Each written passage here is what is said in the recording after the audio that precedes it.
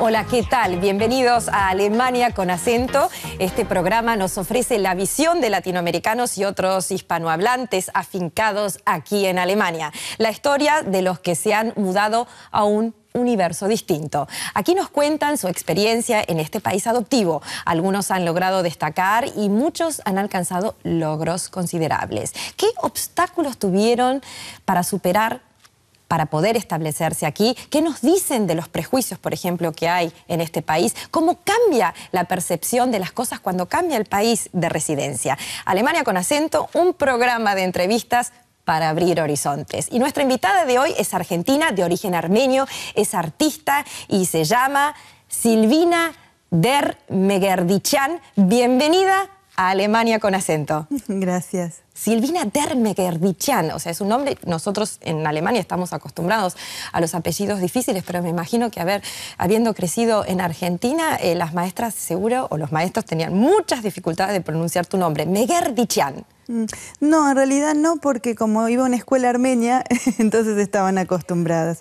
Pero en realidad, si mi nombre, al ser tan difícil, a todos lados donde voy, desde el médico, ya en Argentina y en Alemania, el médico o ir a la municipalidad, etcétera, cada vez que veo a alguien que está tartamudeando para decir con la lista un nombre, me paro y me levanto porque sé que soy yo. Pero yo creo que como artista tenés una posibilidad que nosotros, las personas normales y comunes, no tenemos, que es quizás jugar con otra identidad. ¿Nunca pensaste en cambiarte el nombre? Pensé, sí, pero después pensé, como para mí mi identidad armenia es muy importante, si me cambiaba el nombre, perdía la identidad armenia. Entonces dije, bueno, entonces hice, como dicen en alemán, ahora me olvidé cómo se dice en alemán también. Te lo traduzco, como dicen en alemán. No, hacer de un problema una virtud, el muy dicho bien. ese. Sí. Del nombre este largo, porque la gente justamente por ser tan largo se acuerda de mi nombre. Y dije, bueno, entonces que tartamudeen un poco, pero que se lo queden en la memoria. Muy bien, para nuestros televidentes latinoamericanos, ¿qué es la parte armenia del apellido Megerdician? Yo crecí en Argentina, una comunidad armenia muy grande, crecí con muchísimos armenios, sé que la finalización...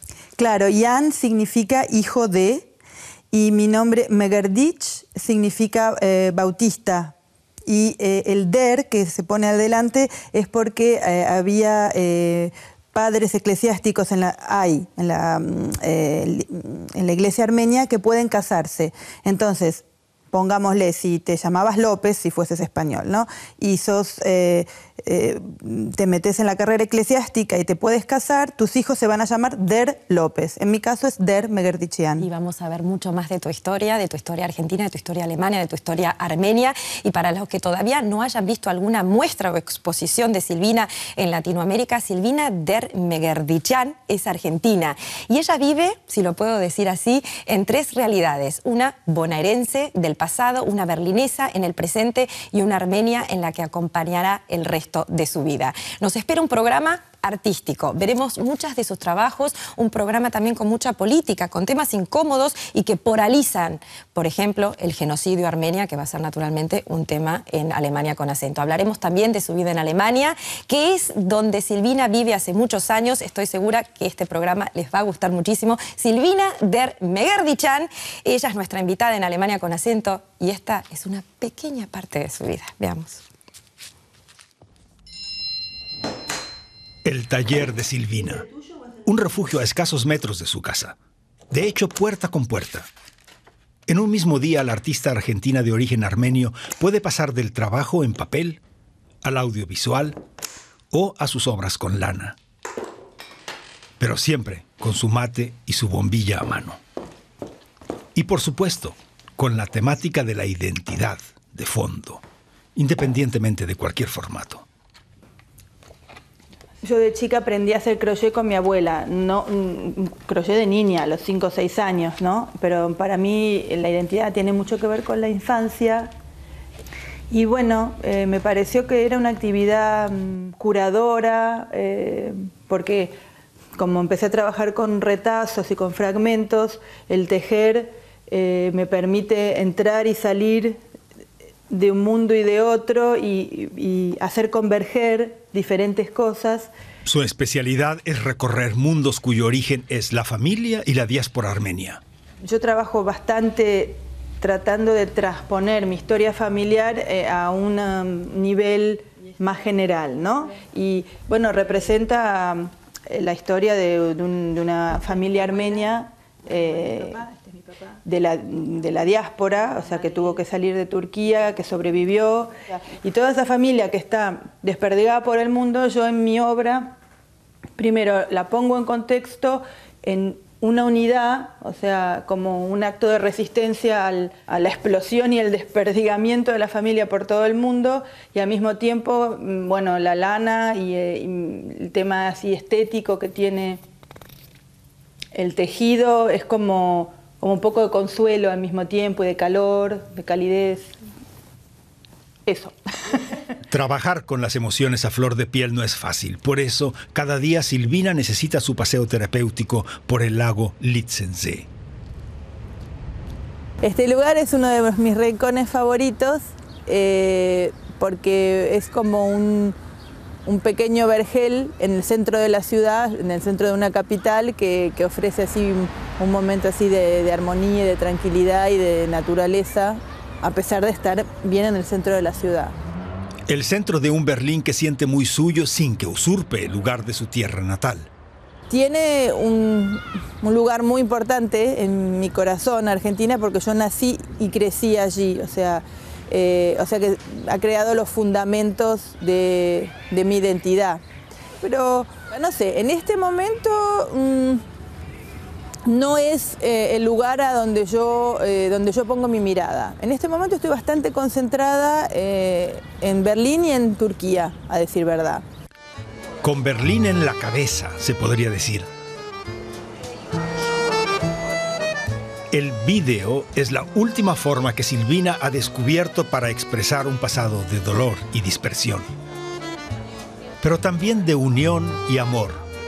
El de su marido, que la acompaña desde hace décadas, y el de su hijo, Avedis. El reencuentro con sus raíces está cada vez más vivo y en su faceta más positiva. Silvina pasa ahora muchas horas al teléfono. Está preparando su próxima exposición en el Instituto Goethe de Estambul, en Turquía. La artista alemana, armenia, argentina, la madre, la mujer. Y si te tuvieras que presentar, ¿cómo te presentarías? ¿Como artista plástica, artista de tejidos, artista audiovisual, que es como yo te conocí en la última obra que se estuvo presentando hace poco en Berlín, como artista audiovisual? Artista plástica. Artista plástica, porque como artista plástica hoy por hoy tenés todas las posibilidades y cuando hablo un poco más de lo que hago, entonces digo que sí, que mi lenguaje es muy rico y que trabajo con diferentes lenguajes visuales, etcétera, etcétera, pero creo que el género artista plástica me va bien. Y hablando de tejidos, porque los vimos recién, ¿cuál es el hilo que une todos tus trabajos, la constante que hay en todos tus trabajos? El umbral, el tema del umbral. Me lo tenés que explicar mejor, porque esto es el tema de que pensé que sería la identidad realmente. Sí, lo que pasa es que la identidad últimamente es como un tema que está un poco... ¿Trillado? Trillado, claro. Y como yo trabajo justamente cruzando umbrales, yendo más allá de las fronteras de la definición de una identidad, por eso dije, es un poco poético, ¿no? El umbral. Está bien, escuchamos también a artista argentina armenia, donde tiene la mirada puesta en Turquía, eso ya es realmente sorprendente, especialmente con la historia de Armenia con Turquía, que ya la vamos a hablar, pero quiero mostrar una foto ahora, porque quizás para entender un poco más lo que estás haciendo, que la vemos acá, a Silvina, con un pulpo en la cabeza. A ver, explícame, porque hay que contarles a nuestros televidentes en Latinoamérica que había carteles por todos lados en Berlín con esta foto, cosa que me impresionó muchísimo porque yo creo que dice mucho, pero contame vos un poco de lo que vemos. Sí, estábamos buscando con la diseñadora y con el grupo del Ballhaus Nauni, con Shermin y con los demás directores de teatro, una imagen para que representase un poco nuestra obra Parágrafo 301, La Nación Insultada, ¿no? Y bueno, teníamos diferentes opciones. Una, como habrás visto también, es el póster donde hay la cara de un hombre con tatuajes, porque hubo de las niñas armenias que han sobrevivido, muchas que terminaron integradas en la sociedad musulmana y que han sido tatuadas, sí, y otras que han sido rescatadas por su familia. Entonces, bueno, habíamos tratado el tema y yo justo me había enterado que una cosa que no sabía una semana antes de que empezáramos a buscar esto, que mi tía abuela también había sido tatuada en la cara. Me enteré también por casualidad, porque a través de internet y Facebook, que uno dice tanto, habla en contra de las redes sociales, me contactó una prima de Chicago, que yo nunca había tenido contacto con ella, y así empecé a tener contacto con la familia y me enteré de los tatuajes. Bueno, entonces con ella empezamos con el tema de los tatuajes. Ella me dijo, por favor, asesorame, porque yo era la especialista, porque esos son los tatuajes que tenía mi tía abuela en la cara.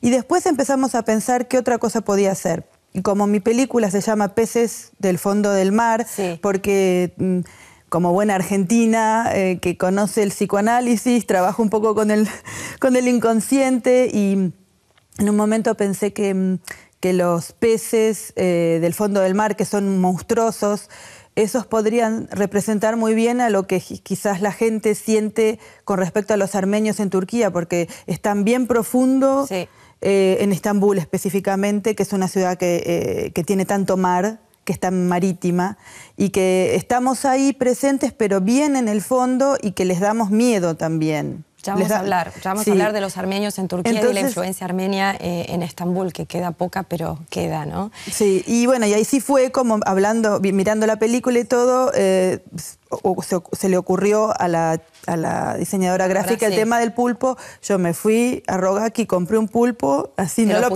pensé dos veces. ¿Te lo pusiste en la cabeza? Me lo puse en la cabeza y ahí salió la foto. Todo tapizado Berlín.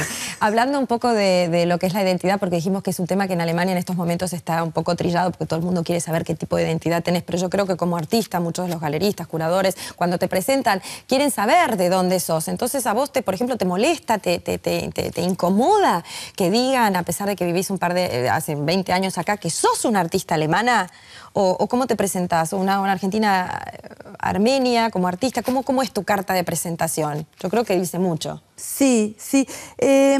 Bueno, en el campo del arte contemporáneo, en teoría están todos más allá, tratan de pasar de la nacionalidad para presentar a los artistas y presentarlos más con una temática, si es un artista político, si es un artista más que trabaja desde el punto de vista estético, formal o conceptual.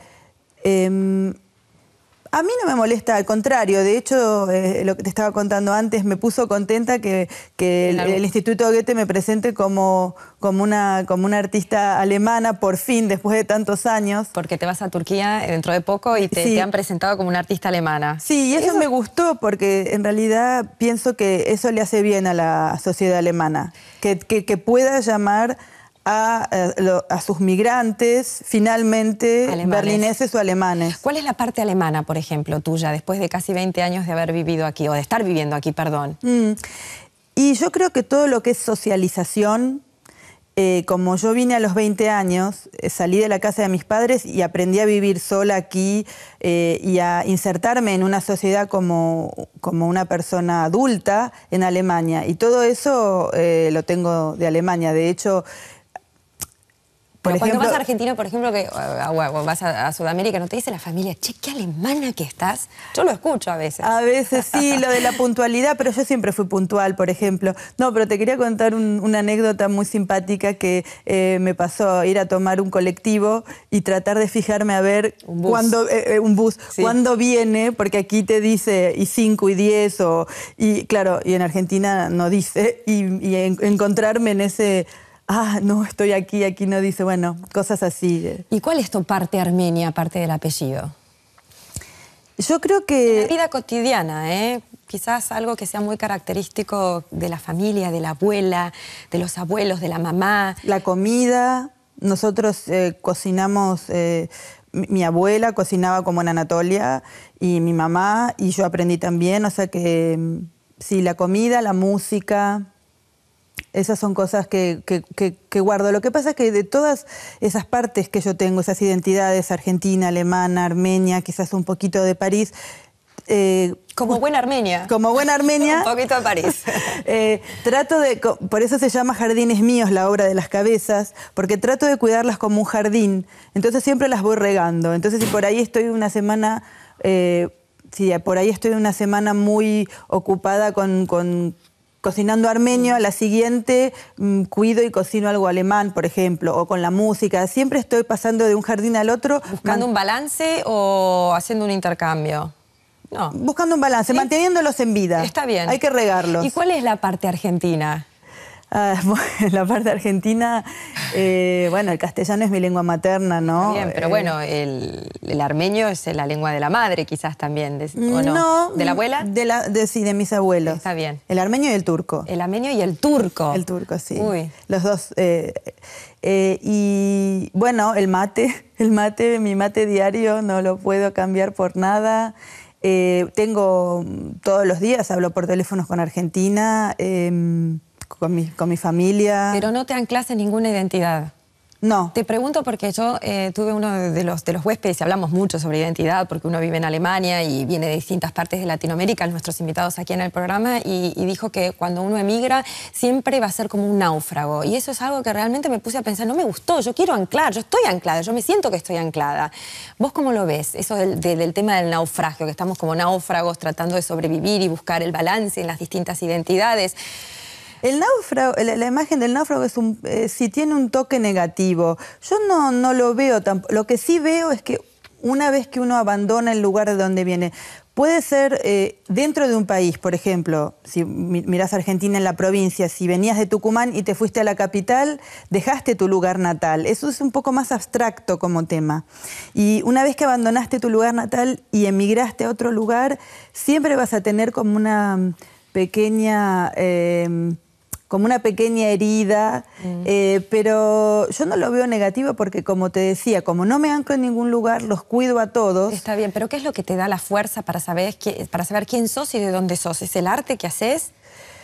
Sí, el arte es una fuente de energía y de felicidad muy importante. Y mi familia también. O sea, sí. ¿Que el arte es terapéutico, en tu caso? A veces puede actuar como terapéutico. Yo no diría que es solo terapéutico. Puede tener, puede tener así aspectos terapéuticos también. ¿Por qué te fuiste de Argentina? Y bueno, tenía así como un espíritu de aventura. De hecho, viste que en Argentina están muchos con el ojo puesto en Europa o en sus orígenes, porque somos todos de tercera generación de abuelos polacos, ucranianos, de todo. Italianos, españoles. Italianos, obviamente, principalmente sí. Italianos, españoles, sí. Y después todo el resto. Entonces, bueno, de por sí había como una especie de inspiración mía, porque yo soy alguien que le gusta mucho ir al fondo de las cosas. De ir a lo profundo de las cosas. Entonces, a buscar el pulpo. A buscar el pulpo, sí. En el fondo del mar. En el fondo del mar, sí. Y mirá que nosotros en Argentina, en el Río de la Plata, tenemos mucha agua para buscar. O sea, ¿qué te faltaba? ¿El aire en Argentina? ¿Te quedaba chico? ¿Cómo es esa sensación de... Para explicarle a la gente por qué uno emigra? ¿Cuál es el punto que decís, bueno, hasta acá llegué, me voy a otro país? Hay que tener fuerza, hay que tener mucho coraje. Sí, yo en ese momento no me di cuenta, ¿no? Agarré una valija, 1000 marcos que había ahorrado y me vine así. Pero también tengo que decir que el caos... Ayuda a un artista. El caos ayuda, pero el caos que yo vivía a diario, porque bueno, tenía obviamente 3 trabajos, ya a los 19 años, corría desde aprender alemán en el Instituto Goethe, ir a trabajar de maestra a la escuela armenia, ir a la universidad y a la noche ser secretaria en un consultorio médico. Pero es la realidad latinoamericana. Sí, ya sé, pero a mí me agotaba. Y yo había venido a los 18 años acá a conocer y había visto a argentinos que estudiaban en la escuela de cine que tenían una vida mucho más tranquila, relajada, compartían piso con otros amigos, salían a ver películas y yo digo, yo quiero vivir así, pensé. Y por eso... Y una de las primeras cosas que aprendiste, porque eso lo sé, porque mucha gente me lo repite aquí como invitado, vamos a ver una foto de lo que uno hace como emigrante cuando vivimos en estas ciudades tan grandes, es el usar otro transporte público. Y ahora vamos a ver una foto de las bicicletas, que son el punto de conexión de muchos emigrantes. ¿Es verdad que aprendiste a andar en bicicleta acá en Alemania? Me enseñó mi marido, sí. Sí, me enseñó mi marido a los 23 años. Sí. No te puedo creer. Sí. Y hay otra foto que me gustaría también mostrar, que es la foto de un picnic que tenemos acá y que cuando la vi, primero que me pareció divina la foto. Y segundo, digo, bueno, tiene que ser realmente un artista la que haya hecho esta foto porque primero es extremadamente visual, tiene unos colores maravillosos. Pero ¿esto es tu vida real cuando haces un picnic? O sea, ¿está siempre el arte presente en esta foto? Pues artística. Sí, o sea, cuando yo hago... Esto es verdad, esto es un picnic. Esto es un picnic, sí. A mí me gusta cuando invito gente, me gusta mucho invitar a gente a mi casa. Bueno, en verano, como contaba, disfrutamos del Litzensee, hemos festejado muchos cumpleaños de mi marido haciendo picnic ahí. Y me gusta, sí, lo pongo siempre todo de una forma estética. Siempre me gusta tener flores. Cuando recibo gente, para mí, si pongo la galletita tal, es en el plato tal. Y si pongo un platito con una flor o con un detalle, o sea, siempre me gusta generar... A mí me gusta crear contextos. Está bien, y los alemanes, que generalmente creo yo no son muy visuales, son sumamente prácticos, donde realmente la belleza no se entiende como la entendemos nosotros, es mucho más superflua. Nosotros somos, tiene que ser lindo, lindo, lindo, lindo, y después si el tema es interesante de la conversación, quizás viene más atrás. Cuando vienen a visitarte, ¿te dan las gracias de todo este trabajo que has hecho o no tienen una visualidad como para entender la gastronomía y también la belleza de lo que estás mostrando? No, tienen. Sí, claro que sí.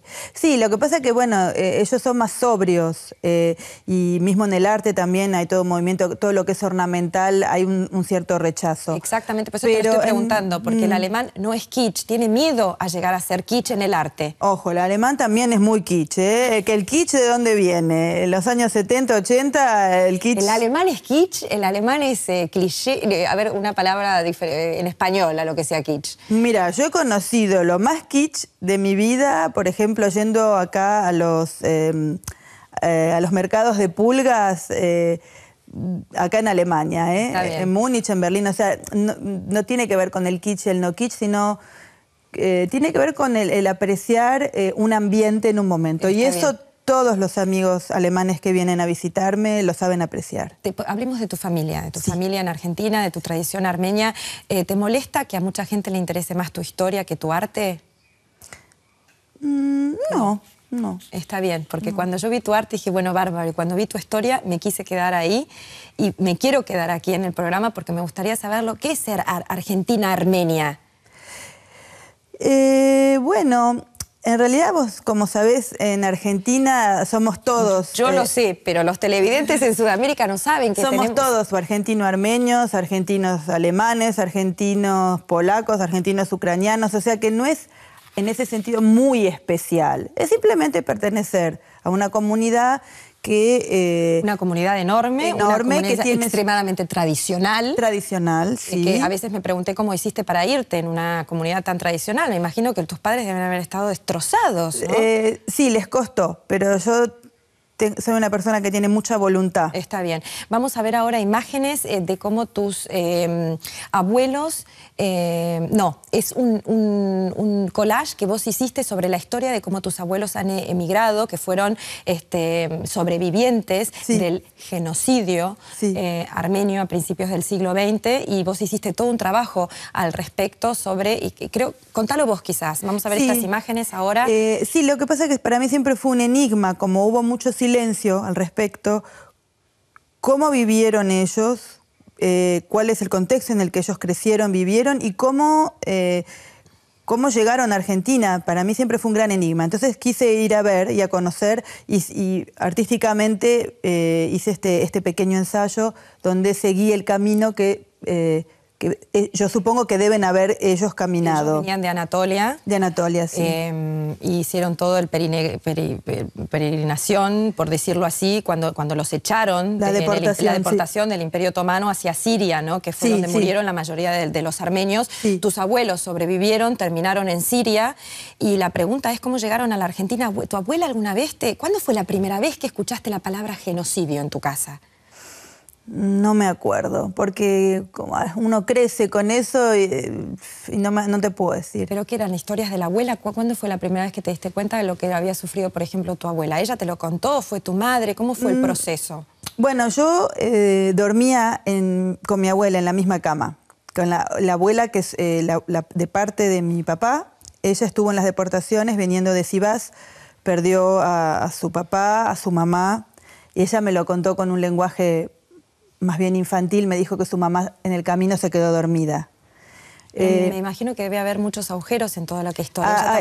En realidad es todo un gran agujero y hay un par de fragmentos flotando. Me imagino que debe haber también muchos silencios en esta historia. Silencios que vos en esa época supiste interpretar. No. Y no, porque yo era chica, pero esos silencios sí germinaron en mí.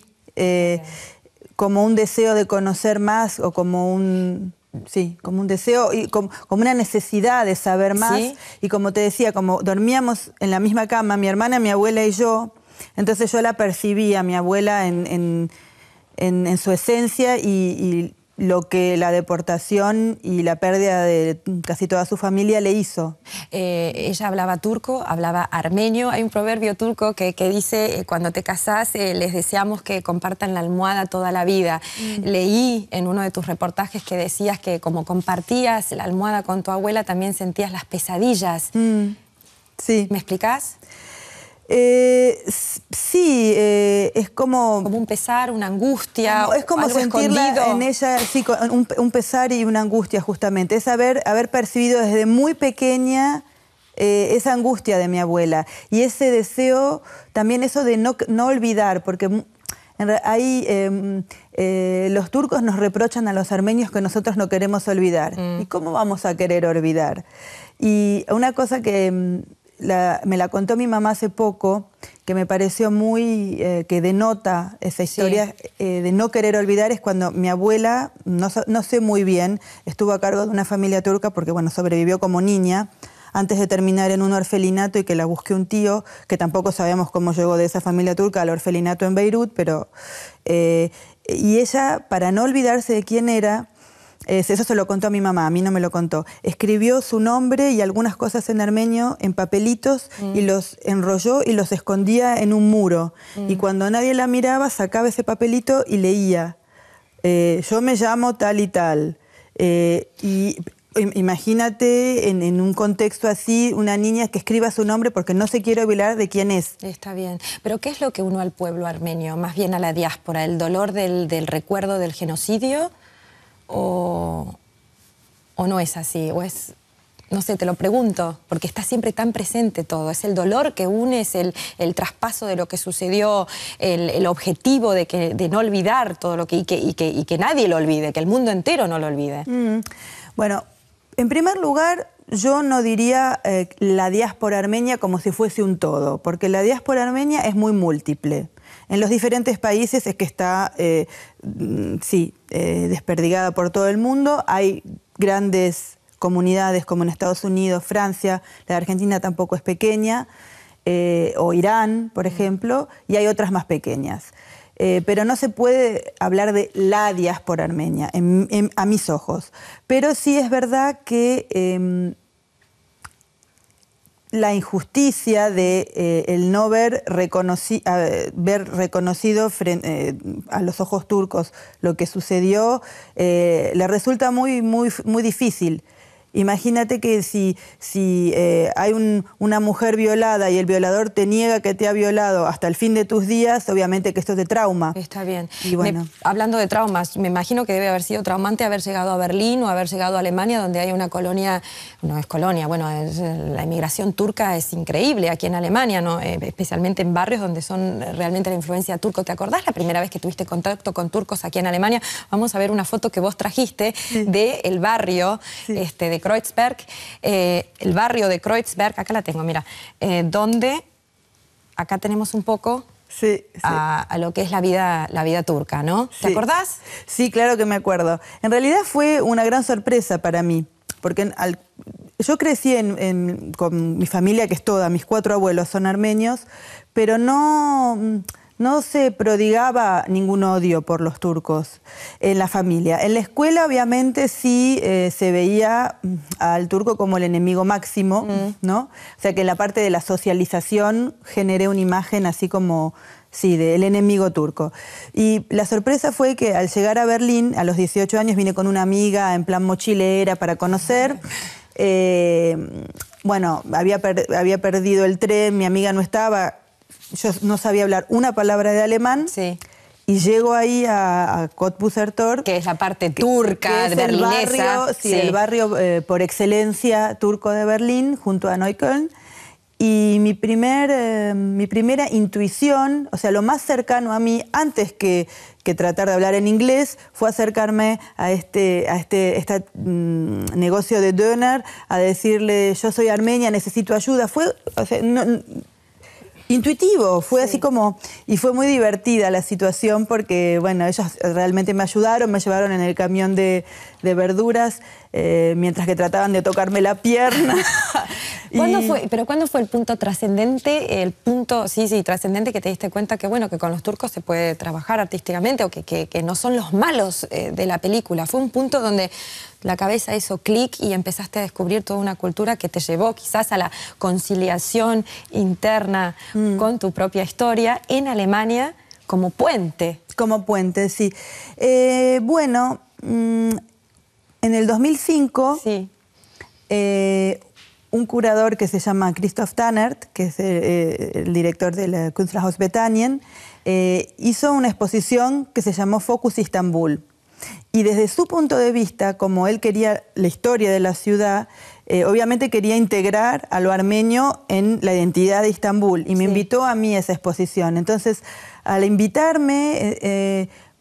en cierta forma, él me integró y yo me terminé sintiendo integrada. Fue la primera vez que me integraron en esa imagen.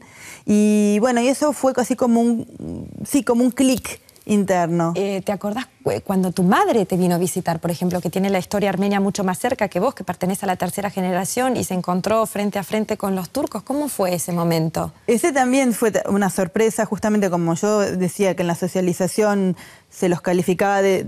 el enemigo, pero mi mamá al ver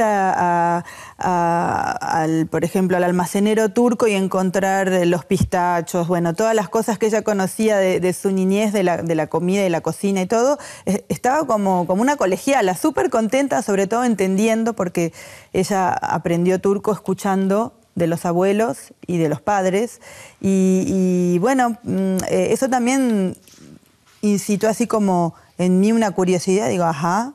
Y entonces la veí toda contenta y feliz y dije, ajá, entonces acá hay algo, acá hay gato encerrado, tengo que investigar. Yo cuando estás contando esta historia me acuerdo que fui con amigos turcos a Argentina y fuimos a cenar a un restaurante, un colegio armenio, como ya te digo, muy importante la colectividad allá, y les dije, miren, ustedes son turcos, traten de hablar turco, no sabemos con dónde vamos a estar, tampoco los queremos incomodar. Entonces llegó un momento que entre ellos empezaron a hablar turco y estábamos en la cocina filmando para un programa, y cuando estas señoras mayores que estaban cocinando comida armenia escucharon hablar turco, se dieron vuelta y abrazaron a estos amigos míos porque, claro, es como... Es el idioma materno de ellos, claro, también. Es el idioma no es odio y amor. Tenés que imaginarte que la gente que fue deportada o que sobrevivió, ellos son... de las tierras de Anatolia. Son armenios turcos o turcos armenios, son de Anatolia y hablaban, había muchas familias armenias que solo hablaban turco, por ejemplo. O sea, el idioma para ellos también es una lengua materna, las dos lenguas, son bilingües. Y entonces es una parte de ellos negada hace un montón de tiempo por todo esto que sucedió, que de pronto cuando lo escuchan sienten una atracción y una alegría por reconocer en ellos mismos. Volvamos ahora a tu trabajo porque sos artista también. No queremos hablar solamente de tu familia, que ya te dije que me parece fascinante porque te invitaron a la Bienale de Venecia. También nos has traído imágenes sobre 2 años que estuviste como artista y como curadora con artistas armenios. Sí. Vamos a ver imágenes porque te vemos, como nos decimos nosotros en Argentina, en tu salsa. Feliz, feliz, feliz. Contanos un poco.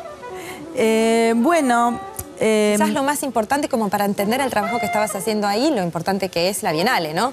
Bueno, la Bienale es tradicionalmente la Bienale, es la primera, la más importante, donde en realidad tenía que ver con una representación nacional. Ahí hay algunos países que tienen sus propios pabellones y llevan a la crème de sus artistas para presentar una posición, digamos. Sí.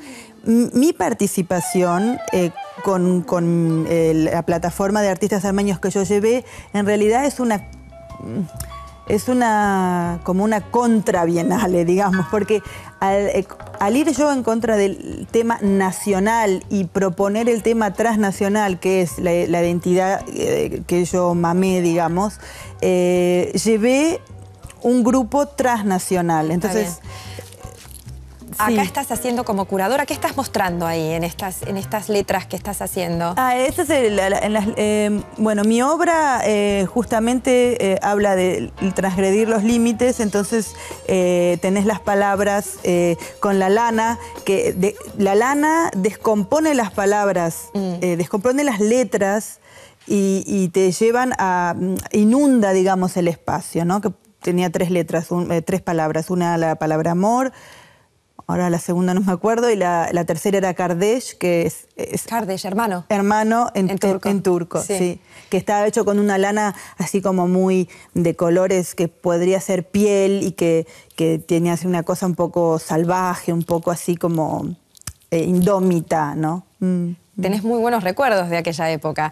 ¿Qué recuerdos tenés de Buenos Aires? Pues yo creo que ahora un ratito vamos a ver imágenes de Buenos Aires, un pequeño reportaje que creo que te va a dar ganas de volver. ¿Vas muy seguido allá a Buenos Aires? Sí, voy una vez al año como mínimo. Eso lo entendí después de un par de años a los que iba a Buenos Aires, pero cada vez que volvía sufría mucho porque no sabía cuándo iba a volver a ir, cuándo iba a poder volver a ir, hasta que me di cuenta que si yo decidía una vez al año voy, interiormente eso me relajaba de una forma que podía disfrutar, estar acá tranquila porque no tengo como el interrogante, la ansiedad de cuándo podré volver a ir. Entonces, desde que instauré con mi marido ese tema, desde ahí que estoy siempre muy contenta y una vez al año... La parte alemana. Instauré mi tema con ese marido, está todo ya bien claro y organizado, como esta es la parte alemana de Silvina. Y Silvina der Megedil-Chan es mi invitada aquí en Alemania con acento, una artista que vive en 3 realidades, ya lo dijimos, una bonaerense del pasado, una berlinesa en el presente y una armenia que la acompaña el resto de su vida. Pero vamos a la ciudad donde ella dice que tiene una relación de amor. Su Buenos Aires querido.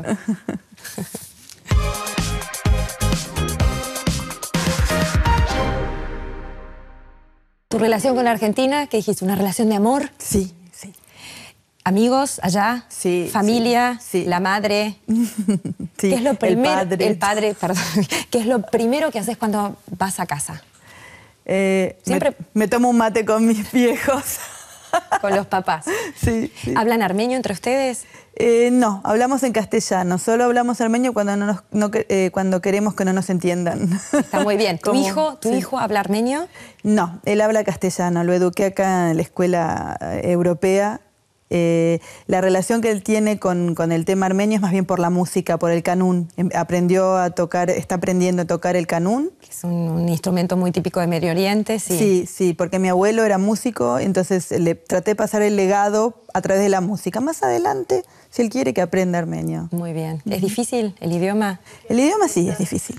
Acá está, mira, acá tenemos imágenes del canún. Ese es, mira. Sí. Gracias, director, por haber encontrado las imágenes porque es un instrumento maravilloso y muy difícil de tocar. Mirá el trabajo de ornamentación que tiene, es como un arpa. Sí, ese lo compramos en Istambul. Si te puedo decir sin que te enojes, la música armenia es tristísima. Y sí. Es triste, es triste, es triste. Bueno, y con estas imágenes te quiero, ¿cómo se dice? Es diferente que el sistema de notas. En armenio, adiós y hasta la próxima vez. Sedesutiun. ¿Cómo? ¿Otra vez? Sedesutiun. Sedesutiun. ¿Tiene que ver el armenio con el turco? ¿Algunas palabras? No. No, casi nada. Tienen dos raíces diferentes los dos idiomas. Está bien. Bueno, te quiero agradecer muchísimo. Sé que te estás yendo primero para Estambul para presentar una de tus películas. Mucha suerte allá y sé que dentro de poco te vas también para Buenos Aires. ¿Por trabajo o por alguna exhibición? Para festejar los 70 y los 80 de mi papá y mi mamá. Esa es la familia, esa es la familia. Muchísimas gracias por haber estado con nosotros. Un invitado más aquí en Alemania con Acento. Nos vemos la semana que viene, el próximo miércoles, si ustedes quieren, aquí en Alemania con Acento, el programa de entrevistas a latinoamericanos en la Deutsche Welle. Y por supuesto nos ponemos contentísimos cuando recibimos emails de ustedes con comentarios, cosas que tenemos que mejorar, y si los comentarios son buenos y con muchos halagos, nos gusta muchísimo más. Alemania con Acento, este es nuestro programa, y si quieren mandar un mail, acento@dw.de. Muchísimas gracias por estar con nosotros. Mi nombre es Pía Castro. Silvina der Megedrichan estuvo con nosotros. Adiós y buenas tardes.